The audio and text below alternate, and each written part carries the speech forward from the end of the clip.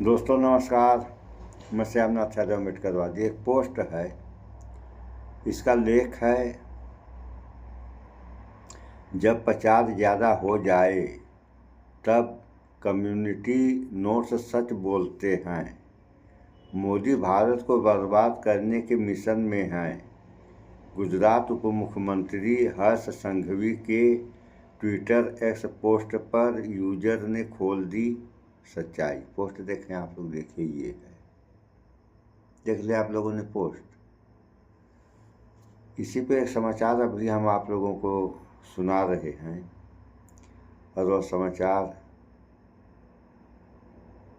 जो है कांग्रेस की ये प्रवक्ता हैं, इनका नाम शायद सुप्रिया श्रीनेत है। ये एपस्टीन फाइल के बारे में क्या कह रही हैं, इसको थोड़ा आप लोग सुने और इस पर विचार भी करें। तो इसका लेख है बच्चियाँ न्यूड तस्वीरें आइलैंड, कौन था जेफरी एपस्टीन, है ना। इसका वीडियो आप लोग सुने, इस पर विचार भी करें और साथ ही साथ वीडियो को शेयर भी करें। सुनिए अब आप लोग। आजकल एक नाम बहुत चर्चा में है, जेफरी एप्स्टीन। कोई उसे दरिंदा बुला रहा है, कोई उसे हैवान बुला रहा है। वो ऐसा कुकर्मी है जिसके साथ कोई शरीफ आदमी अपना नाम जुड़ा हुआ, अपना नाम उसके बगल में देखना नहीं कबूल कर सकता है। असल में तो जेफरी एप्स्टीन 21वीं सदी का सबसे बड़ा दरिंदा था। वो पहले अमेरिका में एक स्कूल टीचर था, मगर बाद में दुनिया के बड़े बड़े नेताओं और उद्योगपतियों का फाइनेंस मैनेजर बन गया। फिर उसने कुकर्म और हैवानियत का वो धंधा बनाया जिससे इंसान की रूह कांप जाए। जेफरी एप्स्टीन दुनिया भर के बड़े बड़े लोगों को अपने आलीशान private island little saint James में बुलाकर 10 से 17 साल की लड़कियों के साथ जमकर अय्याशियां कराता था। मेहमानों को ले आने ले जाने के लिए उसके पास प्राइवेट जेट और हेलीकॉप्टर भी मौजूद थे। जेफरी स्कूल में पढ़ने वाली गरीब परिवार की उन छोटी छोटी मासूम बच्चियों को टारगेट करता था जिन्हें पैसों की जरूरत होती थी। इन बच्चियों से वो कहता था कि हम तुमसे मसाज करवाएंगे, बदले में तुमको ढेर सारा पैसा देंगे। इसकी बातों में आकर जब ये छोटी बच्चियां इसके ठिकाने पर आती थी तो ये इन बच्चियों को अपने दरिंदे मेहमानों के हवाले कर देता था।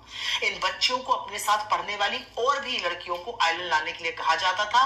पैसे के अभाव के चलते कुछ बच्चियां अपने साथ पढ़ने वाली दूसरी बच्चियों को भी ले आती थी, जिसके अलग से पैसे दिए जाते थे। ये सब करा रहा था। ये गुमराह करके लाई गई मासूम बच्चियां मेहमान के सामने हाथ जोड़कर चीखती रहती थी, वो चिल्लाती थी, मगर एप्स्टीन और उसके मेहमान इन बच्चियों के जिस्म को नोचते थे। कई बच्चियों के शरीर से खून बहता था, मगर एप्स्टीन उन्हें छोड़ने की जगह उनसे रूह कांप देने वाली हैवानियत करता था।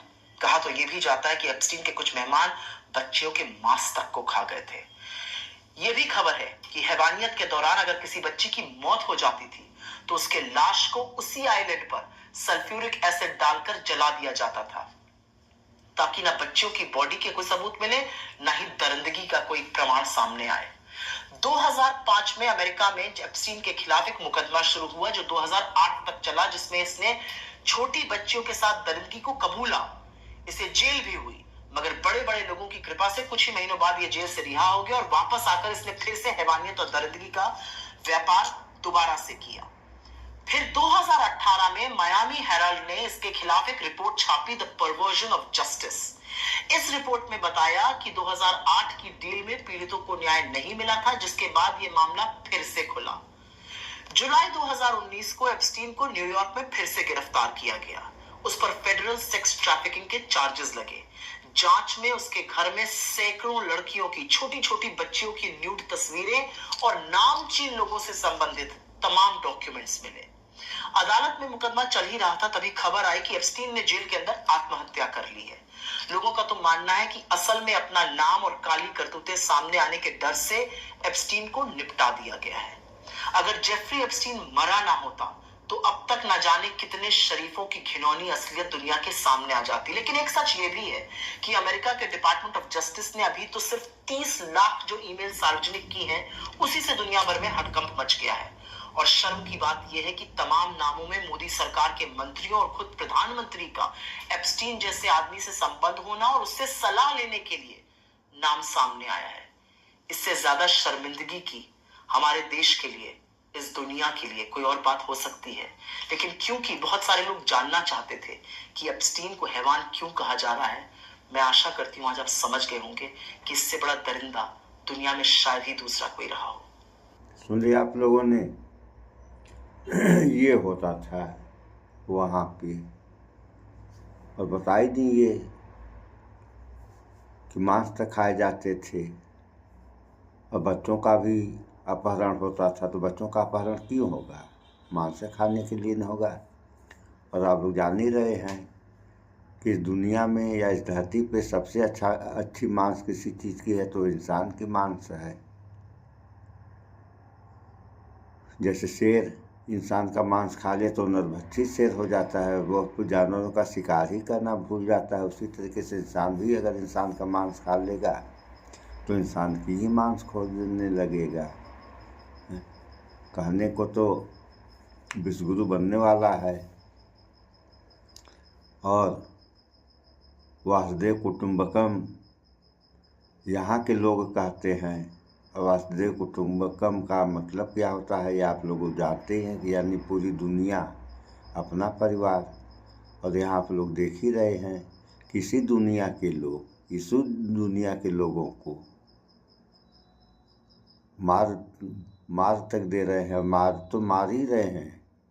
समाचार में ये आया न कि मांस भी खाते थे, और जो कुकर्म किए इसकी बातें अलग है।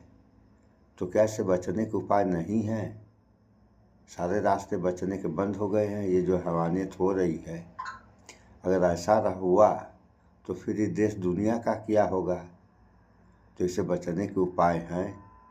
उन उपायों पे आप लोग विचार करेंगे, उन पर विचार करेंगे तो सुधार होगा, बचाव होगा। पूरी व्यवस्था का सुधार हो जाएगा और बचाव हो जाएगा। अन्यथा क्या होगा ये कहने वाली बात है नहीं।